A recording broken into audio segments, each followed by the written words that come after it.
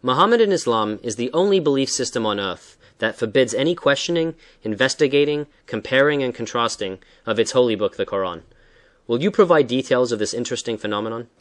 I repeat once again that the greatest threat to the exposure of the falsehood of the Quran are knowledge of the Quran, hadiths, the Hebrew Bible, the New Testament, and related scriptures and history. As we have repeatedly shown, and will continue to do so, in our series, that it is by divine justice that the very hadiths that explain the Quran to the followers of Muhammad are the ones which completely and utterly destroy its alleged divine origin, as we shall prove yet again in this chapter. We have a report from Umar ibn al-Khattab that he said, "The Messenger of Allah stoned, Abu Bakr stoned, and I have stoned. I am not prepared to add to the book of Allah, the Quran, otherwise I would write it into the Mus'haf, for I fear that there will come some people who, not finding it, will not accept it." That is, not finding the stoning verse in the Quran. Umar summoned a group of the Muhajirs and the Ansar and inscribed their testimony on the margin of the Mus'haf. The testimony of Umar that the Messenger of Allah stoned adulterers. Muhammad bin Abu Bakr, Shamsul Imam Sarakhshi reports, Umar said from the pulpit, and part of what was revealed in the Quran read, "The Shaykh and the Shaykha, when they fornicate, stone them outright." Some will repudiate this, and that men would say, Umar has added to the book of Allah. I will write it on the margin of the Mus'haf. If Umar knew about such a verse or surah, then why is it not in the Quran? Where did it used to be in the Quran? Ubay asked Zir bin Hubays, "How many verses do you recite in Surah 33 Al-Ahzab?" Zir replied, 73 verses. Ubay asked if that was all.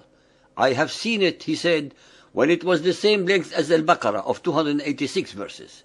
It contained the words, 'The Shaykh and the Shaykha, when they fornicate, stone them outright as an exemplary punishment from Allah. Allah is might and wise.'"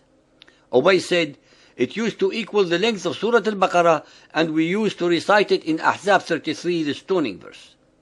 Ladies and gentlemen, this surah must have been similar in length to that of Al-Baqarah of 286, but ended being one of 73 only. How could anyone, in his or her right mind, accept such degradations in the Quran and still contend that it is divine, that its prototype is in heaven, and that it has not been altered since it was revealed to Muhammad? Is the prototype also truncated, perverted, and tampered with? What answers can the followers of Muhammad conjure up to explain away these catastrophic facts?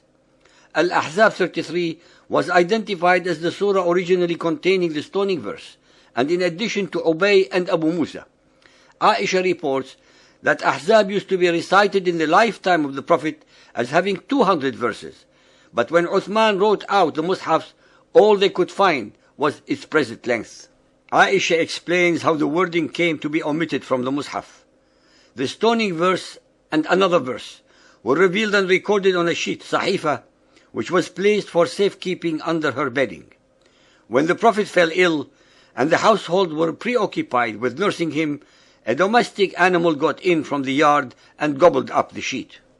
Ibn Abbas said, had Ibn Adam possessed 2 wadis of pelf, he would have desired a third.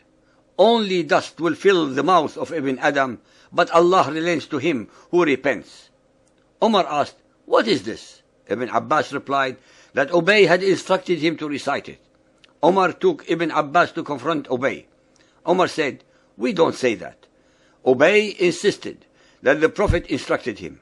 Omar asked him, "Shall I write it into the Mus'haf in that case?" This too is not written in the Quran. Burayd claims to have heard the Prophet recite Ibn Adam at prayer. The ayah was in Surah Yusuf, number 12. Ubay said, "Yes, this was before the copying of the Uthman Mus'hafs, on the basis of which the practice now rests." Zuhri reports, "We have heard that many Quran passages were revealed, but those who had memorized them fell in the battle of Yamama fighting.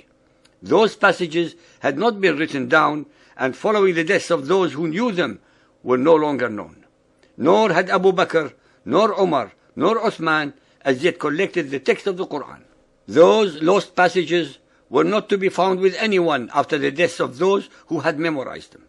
This was one of the considerations which impelled the Muhammadans to pursue the Quran during the life of Abu Bakr, committing it to sheaths for fear that there should perish in further theaters of war men who bore much of the Quran, which they would take to the grave with them on their fall, and which, with their passing, would not be found with any other. There is no doubt that this verse was removed from the Quran because it alleged that those who died met with Allah, which is contrary to the Muhammadan doctrine that no human can meet face to face with Allah. The extreme Shia, the Rafidis, allege that the impious rulers of Muhammadan Islam had expunged from the Mus'haf some 500 verses, including those which most unambiguously marked out Ali as the appointed successor to the Prophet. The rebels against Uthman, justifying their revolt, enumerated amongst their grievances their resentment at his having expunged the Mus'hafs. All the above are only a small ripple in a tsunami of such abrogations, missing verses, missing surahs, added verses, and interloped surahs that can never be attributed to any omniscient divinity. Contrary to all the allegations and dogma of the followers of Muhammad, the Quran that we have today is not the same that was allegedly revealed to Muhammad, but has been repeatedly and deliberately tampered with to fulfill sectarian agendas. What is extremely relevant to point out is that the ahadith and traditions were written by Muhammad's contemporaries and companions in Arabic, and are the ones that are making these assertions, and not some outsiders or enemies to the faith of Muhammadan Islam. As I mentioned before, that it is indubitably by divine justice that the hadiths single-handedly, without the need for outside help or interference, destroy the alleged divine origin and veracity of the Quran.